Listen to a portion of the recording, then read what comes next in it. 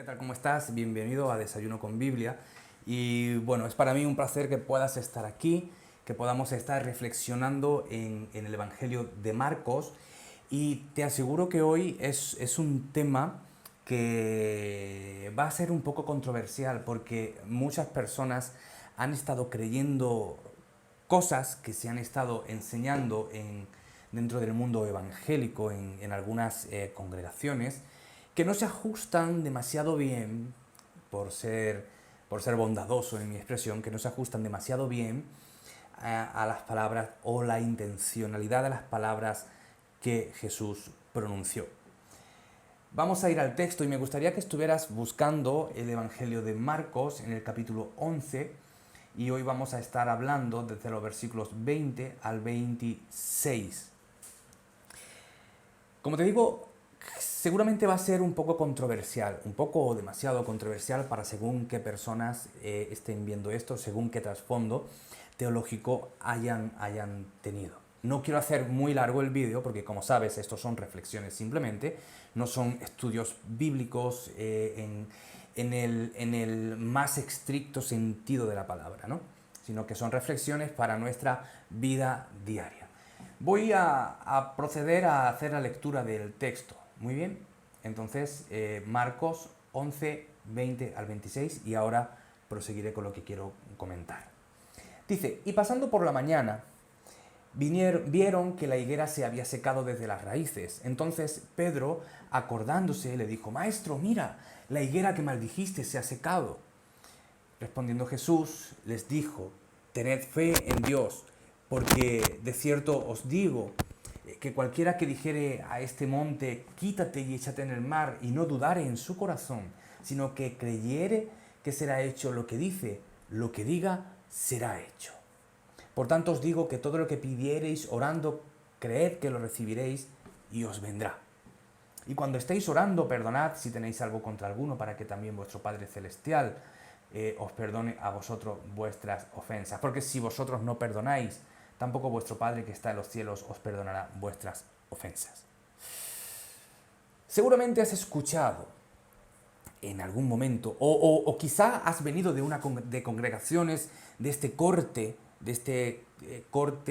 de enseñanza, el cual promueven como un estilo de pensamiento positivo, en el que decláralo con fe y te vendrá. ¿Por qué? Lo dijo Jesús. Lo dijo Jesús. Jesús dijo, cualquiera que dijere a este monte, quítate y échate en el mar, y no dudare en su corazón, sino que creyere que será hecho lo que dice, le será hecho.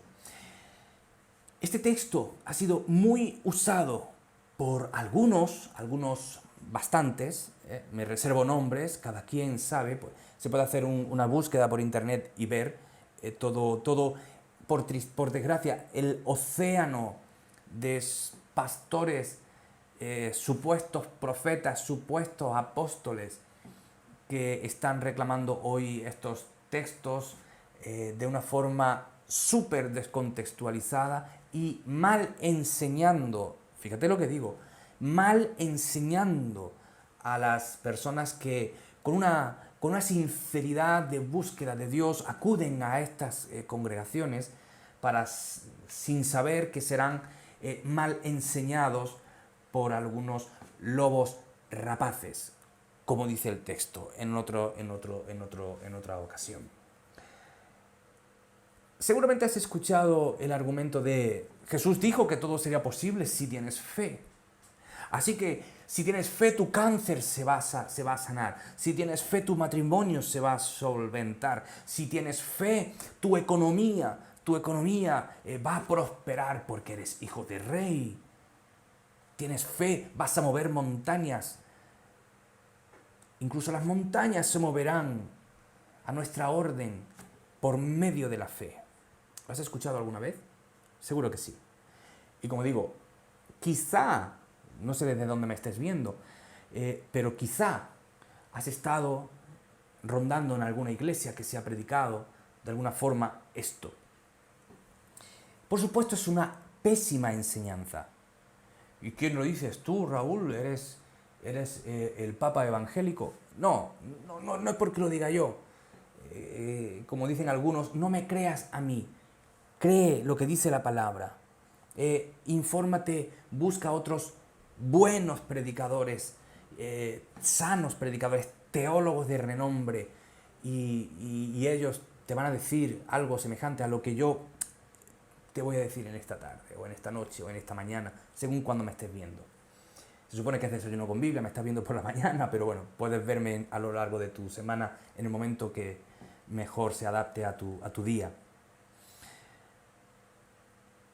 Muchos están engañando o están usando este texto para hacer creer a las personas que si tienen fe suficiente, todo les va a ir bien en la vida. Claro, en muchos lugares esto va precedido por siembra, siembra, siembra. Tu fe tiene que ser tan grande como tu devoción, y tu devoción la haces por medio del sembrar, y Dios te multiplicará. Todo va en un conjunto en estos supuestos pastores, profetas o apóstoles.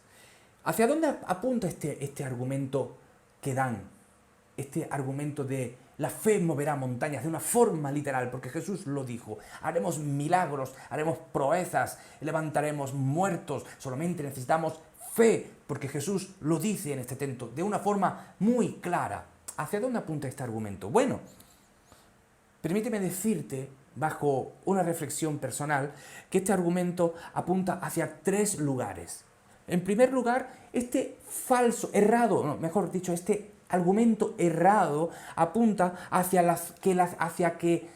hecho de que la centralidad de todo es la fe. No es Dios, sino la fe. La fe. O sea, la fe como algo mágico que tiene poder para que las cosas ocurran. Esa es la centralidad del argumento. Lo mires por donde lo mires, la centralidad del argumento de estos maestros es la fe. La fe tiene poder en sí misma para hacer que las cosas sucedan. Esa es la centralidad. Pero también apunta hacia la persona. Ella es quien activa el poder de la fe.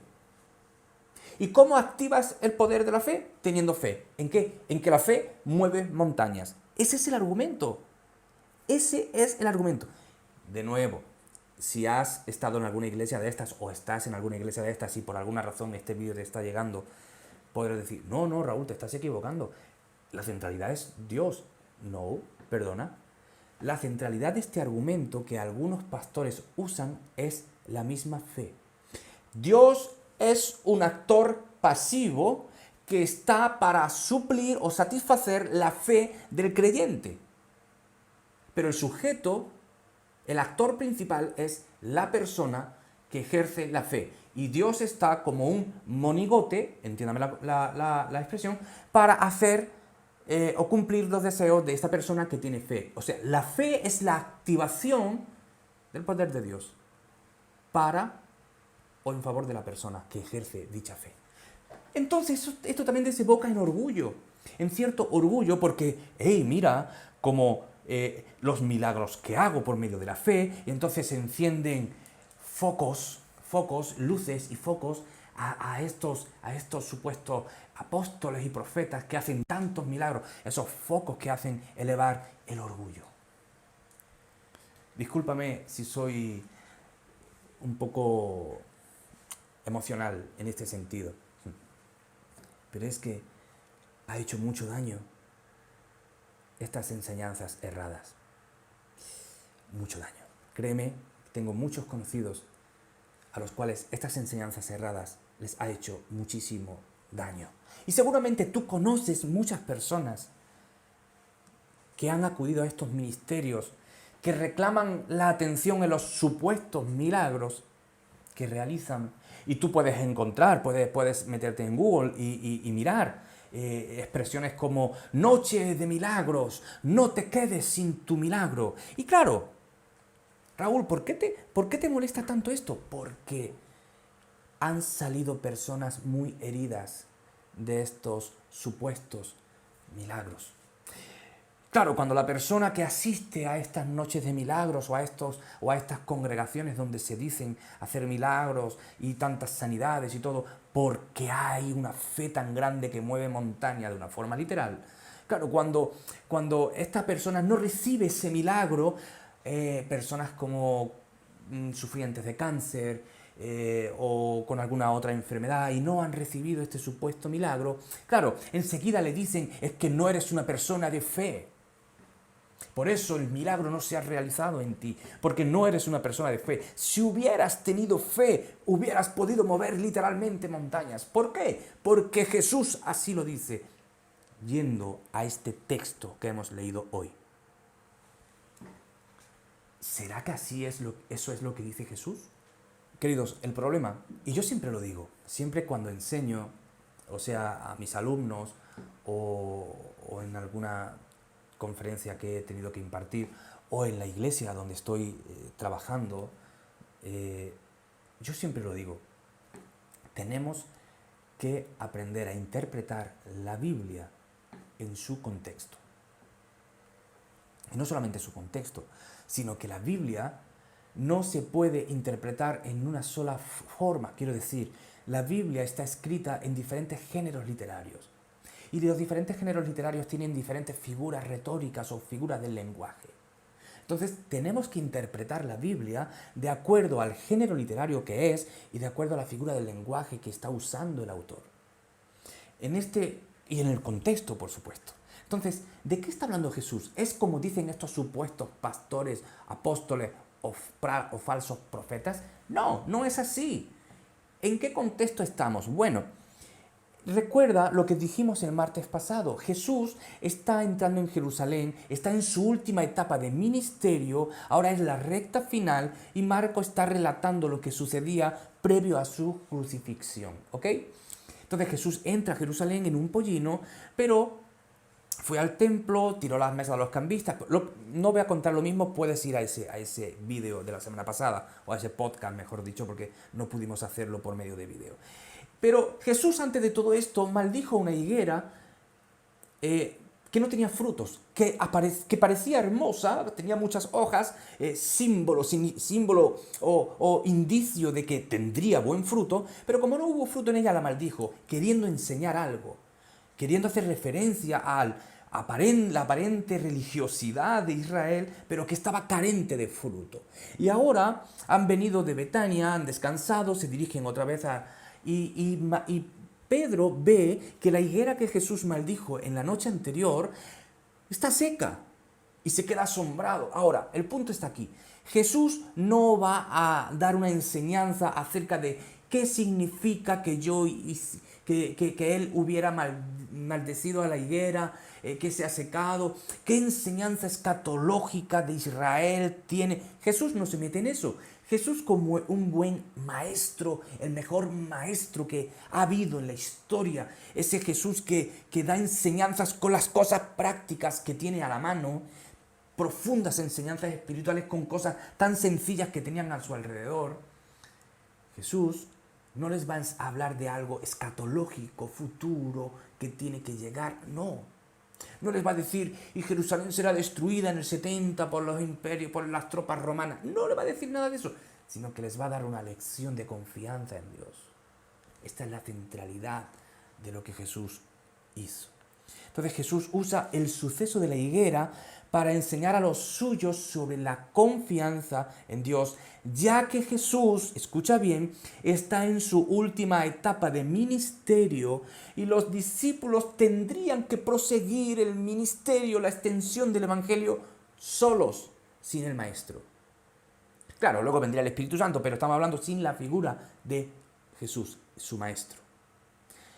Y Jesús está capacitándolos. Ahora, Jesús, como cualquier persona, como cualquier orador, tú mismo, usas en tu retórica, en tu forma de hablar, en tu día, diferentes figuras del lenguaje. Jesús, en sus dichos, en sus enseñanzas, usó, por ejemplo, la metáfora. Cuando les dijo a sus discípulos, os haré pescadores de hombres, o usó también la ironía, no la ironía mala, satírica, no, la ironía como figura del lenguaje, ¿ok? Entonces usó la ironía con Nicodemo cuando le dijo, pero ¿eres tú maestro de Israel y no sabes estas cosas? O sea, ¿cómo dices tú que eres maestro de Israel pero no sabes estas cosas? Jesús usó esa figura del lenguaje, la ironía. Pero en este momento Jesús está usando otra figura del lenguaje que es la hipérbole o la exageración. Jesús está diciendo, cualquiera que dijere a ese monte, seguramente estaba pensando en el monte, estaba mirando el monte de los Olivos porque estaba cerca, está diciendo, cualquiera que dijera a ese monte, quítate y échate en el mar, y no dudare en su corazón, sino que creyere que será hecho lo que dice, le será hecho. Jesús no lo está diciendo de una forma literal. Jesús está usando una figura del lenguaje para dar su enseñanza. Algo muy común en nuestras comunicaciones, pero también en las comunicaciones del tiempo. Lo que está diciendo Jesús, o lo que está intentando decir Jesús por medio de la hipérbole, es dar una enseñanza a sus discípulos, los cuales, como he dicho antes, en breve quedarían sin Jesús, y son quienes deben proseguir el ministerio de expansión del reino. Por tanto, por medio de esta hipérbole, la enseñanza que Jesús les da o les transmite es dirigida a la confianza. O sea, la confianza en Dios es vital para la vida del cristiano, es lo que les está diciendo. La confianza, deberían tener confianza en que Dios puede responder las oraciones y que es esencial dicha confianza para mover la mano de Dios, o sea, para ver a Dios actuar. Jesús usa la hipérbole para mostrar la centralidad del asunto. Y el punto no son los milagros increíbles como traspasar una montaña al corazón del mar. Ese no es el punto.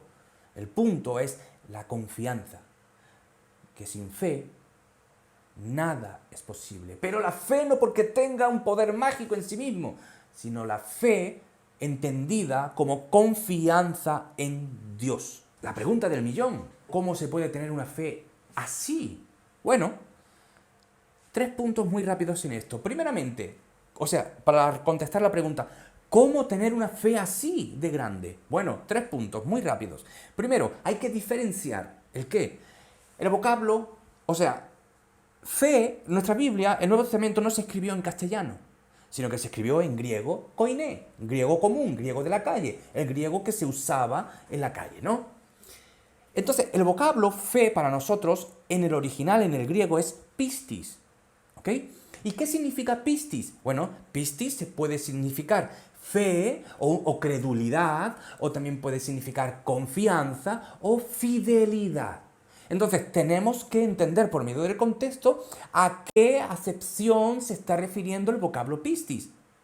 Jesús está hablando a sus discípulos son seguidores de Jesús, por tanto no les puede decir que tengan fe salvífica, ya son salvos, ya son seguidores de Jesús. Entonces, es más probable entender el vocablo pistis o fe como confianza, porque eso es lo que significa el vocablo fe. Entonces, entendiendo qué significa confianza, ¿cómo? Entonces la pregunta sería, ¿cómo ser un cristiano que crece en confianza o en fe? Bien, pues aquí están algunas de las reflexiones que he hecho. ¿Cómo ser un cristiano que crece en confianza? En este tipo de confianza, que confía plenamente en Dios, en que Dios puede resolver la situación más compleja y más grande que me pueda imaginar. Bueno, para ser un cristiano que crece en confianza, primeramente el requisito básico es conocer más a Dios. Yo no puedo aprender a confiar en Dios si no conozco a Dios. Es lógico, ¿verdad? ¿Y cómo ir conociendo más a Dios? Buscando tiempos para estar a solas con Dios, donde pueda escuchar, leer su palabra, donde pueda orar, donde pueda estar con Él, en una conversación, donde yo pueda estar hablando con Dios, pero Dios también esté conmigo. Buscando tiempos de comunión a solas con Dios. Pero también, y esto es esencial, queridos, para ser una persona, un cristiano que crece en confianza, además de conocer más a Dios por medio de la búsqueda de Dios, tengo que aprender a reconocer su bondad y fidelidad en mi vida. ¿Qué quiero decir? Cuando estoy aprendiendo a conocer a Dios, entiendo que Dios es bueno, que es grande, que es poderoso, todos los atributos que Dios tiene. Bien, una vez estoy teniendo ese concepto o esa enseñanza teórica, ahora tengo que hacer la carne en mi vida. ¿Cómo? Aprendiendo a ver mi vida, aprendiendo a ver cada una de las circunstancias y cómo Dios ha sido bueno, ha sido fiel, ha sido misericordioso. Cómo me ha levantado cuando me he caído, cómo Dios no me ha dejado nunca tirado, cómo Dios ha hecho lo que ha hecho, mostrando misericordia y no faltando a una sola de sus promesas. Entonces, cuando aprendo a ver a Dios, a conocer a Dios en sus atributos, pero también cómo sus atributos han ido obrando en mi vida a lo largo de todos estos años, me puedo proyectar a futuro y decir, si Dios ha hecho todo esto, porque Dios es un Dios fiel, como dice Malaquías, yo no cambio, es un Dios que no cambia. Entonces, si Dios ha sido fiel a lo largo de toda mi vida, va a ser fiel a lo largo de toda la vida que aún me quede. Si Dios me ha sacado de todas y cada una de mis circunstancias, me va a sacar de todas y cada una de mis pruebas. Pruebas. Este es el último punto. ¿Cómo aprender a tener más confianza en Dios? Por medio de las pruebas. Quiero leerte, o que vengas conmigo, que busques Santiago capítulo 1, los versículos de 2 al 4. Y Santiago dice, hermanos míos, tened por sumo gozo cuando os halléis en diversas pruebas, sabiendo que la prueba de vuestra fe produce paciencia. Pero tenga la paciencia su obra completa para que seáis perfectos y cabales. Perfectos significa maduros. Maduros y cabales sin que os falte cosa alguna. Lo que Santiago está diciendo es que estemos gozosos cuando estemos en medio de las pruebas. ¿Por qué? Porque solamente atravesando por las pruebas es que vamos a crecer en fe. Es que nuestra fe va a crecer de una forma madura, equilibrada, cabal. Quiero que me acompañes a Primera de Pedro.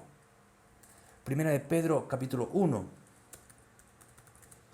Y el versículo 6. Y mira lo que dice Pedro. En lo cual vosotros os alegráis, aunque ahora por un poco de tiempo, si es necesario, tengáis que ser afligidos en diversas pruebas. ¿Por qué? Para que sometida a prueba vuestra fe, mucho más preciosa que el oro, el cual, aunque perecedero, se prueba con fuego, sea hallada en alabanza, gloria y honra cuando sea manifestado Jesucristo. O sea, lo que está diciendo es que la fe se prueba por medio de las circunstancias complejas de la vida. O dicho en otras palabras, crecemos en confianza cuando tenemos momentos en la vida donde tenemos que poner a prueba esa confianza, donde tenemos que depositar esa confianza en las manos de Dios. Si no tuviéramos circunstancias complejas en nuestra vida, no depositaríamos nuestra confianza porque no habría un momento preciso para confiar. Si todo nos fuera bien, nuestra confianza sería plana porque no la hemos ejercido porque no la hemos necesitado ejercer. Me hago entender, ¿verdad? Entonces, queridos, Jesús está hablando con una hipérbole. Jesús no está diciendo, si tienes fe vas a resucitar muertos, vas a traspasar esta montaña, esto. Si tienes fe y piensa en lo que tú quieras y Dios te lo concederá. Y si quieres el último vehículo, Dios te lo concederá por la fe que tienes, porque la fe mueve montañas. No está diciendo eso Jesús. Estoy hablando del abuso del texto para fines que no son santos, que no son de Dios, que no son conforme a la voluntad de Dios. Termino, querido, querida. Este texto es muy controversial. Por eso mismo, si tú estás en alguna iglesia o estás recibiendo estas enseñanzas contrarias a lo que dice el verdadero sentido del texto, sal de ahí, busca una iglesia donde te puedan capacitar en doctrina, una doctrina centrada en una buena exégesis y una buena teología. Y como siempre, no me canso de repetir, hay que interpretar la Biblia de acuerdo a su contexto, de acuerdo a su gramática, entendiendo los vocablos que usó el autor. porque el autor usó vocablos para emitir mensaje. Romper eso, sacar un texto de contexto, es hacer un pretexto. Y esto es lo que denunciamos desde aquí, desde el púlpito y desde cualquier otro lugar. Que Dios te bendiga en esta semana, que puedas reflexionar en estos textos, que cada vez que entres en una prueba entiendas que así la confianza se va solidificando, se va haciendo cada vez más grande, que cada vez que entre en una prueba no maldigamos nuestras circunstancias, sino que, como dice Pedro o Santiago, tengamos sumo gozo en medio de nuestras circunstancias. ¿Quieres crecer en fe? ¿Quieres crecer en confianza? Busquemos a Dios de todo corazón, pasemos tiempo con Dios, a solas, buscándole, conociéndole, reflexionemos en lo que ha hecho en nuestra vida, pero también pasaremos por circunstancias en nuestra vida, las cuales harán que nuestra confianza en Dios crezca. Si tienes alguna duda, me puedes escribir, voy a dejarte un correo por aquí, no sé por dónde lo dejaré, escríbeme a ese correo. Podemos hablar de lo que tú necesites, me gustaría conocerte, me gustaría que pudieras, no sé, tener contacto contigo. Si quieres, como digo, preguntas o dudas, puedes hacerlas a mi correo. Por favor, dale un me gusta a este vídeo para que YouTube lo envíe a más personas. Y como siempre digo, pásaselo a otro contacto que tengas para que el Evangelio siga creciendo y Dios siga siendo glorificado en nuestras vidas. Que pases una muy feliz semana. Dios te bendiga. Chao, chao.